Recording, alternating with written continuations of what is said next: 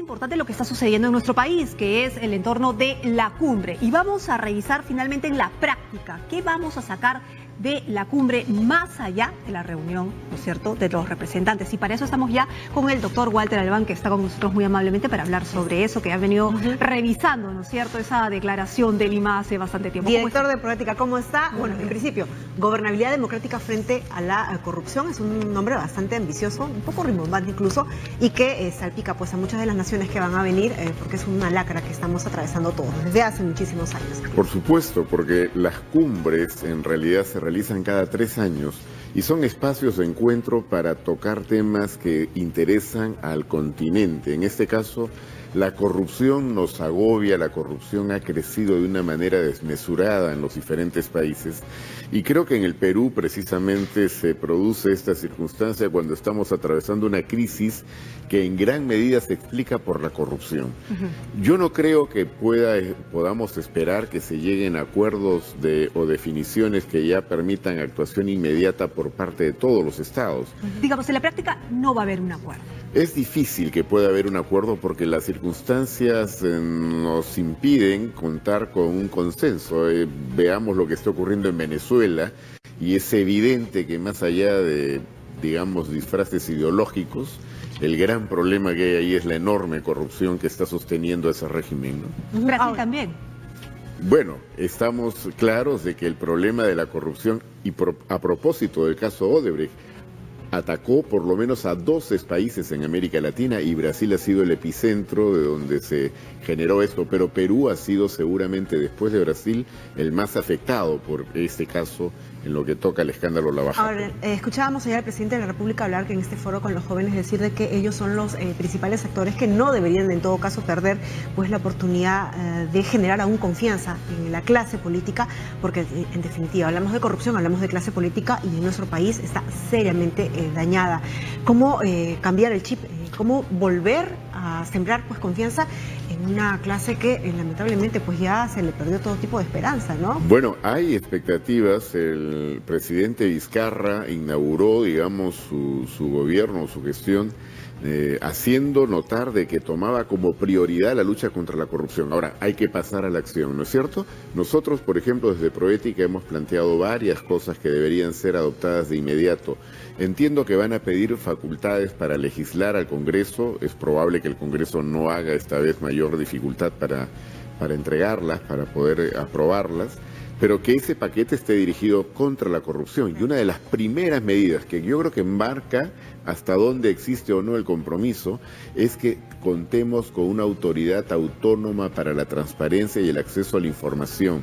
Esto fue retaseado por el gobierno del señor Kuczynski, no obstante que había sido un compromiso al momento en que candidateó a la presidencia. ¿En la Comisión Presidencial de Integridad no estaba ya zanjado ese Por punto? supuesto, la Comisión Presidencial de Integridad también insistió en el punto, pero lo que se hizo cuando se aprobó el decreto legislativo fue una cosa totalmente distinta a la que se había planteado. Yo creo que si no se toma eso como una primera medida, no hay señales claras de que el compromiso se va a cumplir. Volviendo al entorno de la cumbre y digamos más allá de los pronunciamientos, la declaración, la foto protocolar y qué sé yo, si en el fondo del asunto no vamos a llegar a nada, digamos, poniéndonos prácticos, ¿no? Digamos, diciendo lo que realmente va a pasar. ¿En qué medida, en paralelo, algunas naciones pueden avanzar cosas concretas, ya sea en la lucha contra la corrupción o en otras cosas concretas en positivo para los países? Bueno, pero lo importante de las cumbres es que se discutan y se traigan planteamientos. No es solo, digamos, lo que oficialmente se va a producir a partir del día de hoy, ¿no es cierto?, hoy y mañana, mañana y pasado, porque es viernes y sábado, los días en los cuales los jefes de Estado se reúnen.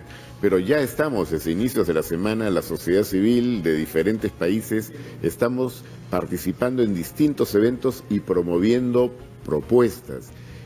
Hoy, por ejemplo, es el encuentro de los empresarios también en el Westin, ¿no? Y hay mucho que decir sobre cómo debe comportarse el sector corporativo respecto a la lucha contra la corrupción. Ayer tuvimos una reunión de los capítulos nacionales de Transparencia Internacional. Proética es el capítulo peruano de esta organización global y hemos dado propuestas muy concretas en materia de sobre todo, defensa de la independencia del sistema jurisdiccional, porque es fundamental que el sistema jurisdiccional pueda investigar y sancionar a los responsables de graves delitos y que no se quiera manosear o intervenir en estos sistemas. Lo hemos visto a propósito del fiscal de la Nación, del Tribunal Constitucional y también de manera más solapada, pero en lo que toca al Poder Judicial. Por otro lado, la revisión completa de todo lo que es contratación pública y sobre todo para cuestiones de infraestructura. El modelo, digamos, Odebrecht o el modelo de Lavajato tiene particularidades que tienen que servir como una experiencia para modificar todo esto. Y también se han señalado varios aspectos de cooperación internacional, porque la corrupción es transfronteriza. No puede ser que nuestras instituciones quieran responder a este problema solo en base a la autoridad y a la competencia territorial. Tienen que haber mecanismos más eficaces de colaboración.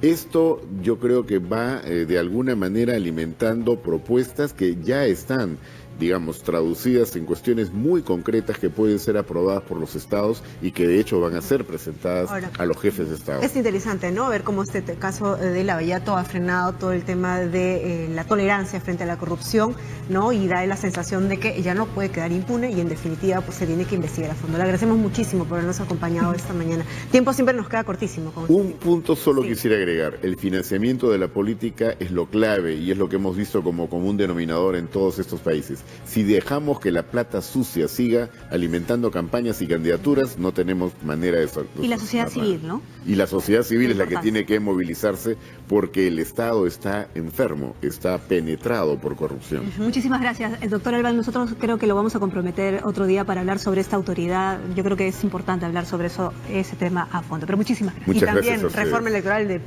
por medio, ¿no? Muchísimas gracias. Vamos ahora a seguir con